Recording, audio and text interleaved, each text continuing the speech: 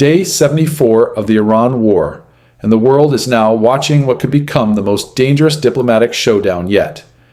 The United States says the cost of the war has exploded to nearly $29 billion, while pressure is growing inside Washington over how long America can continue military operations in the Middle East. At the center of the crisis now is President Donald Trump's upcoming high-stakes summit with Chinese President Xi Jinping.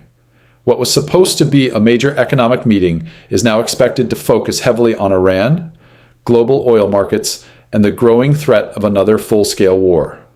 Inside Congress, U.S. Defense Secretary Pete Hegseth faced intense questioning over rising military costs, shrinking ammunition supplies, and fears that the conflict is turning into a financial disaster for American taxpayers. Meanwhile, Iran has issued one of its strongest warnings yet. An Iranian official claimed that if the United States attacks again, Tehran could accelerate uranium enrichment to near weapons-grade levels, a statement expected to trigger major alarm inside the White House. And tensions are rising far beyond Iran itself.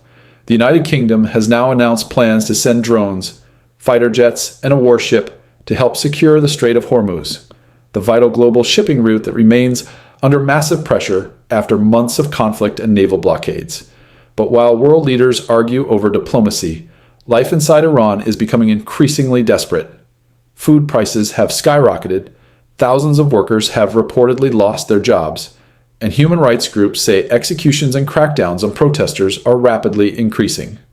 According to reports, dozens of young political prisoners linked to nationwide protests have already been executed in recent weeks as the regime attempts to stop another uprising. At the same time, the United States and Iran continue exchanging threats. President Trump reportedly called Iran's latest peace proposal garbage, while Iranian officials warned that every extra day of war would cost America even more money and instability. For now, diplomacy appears frozen, and with military forces building across the region, oil prices under pressure, and global powers entering the crisis, the world is once again waiting to see who makes the next move.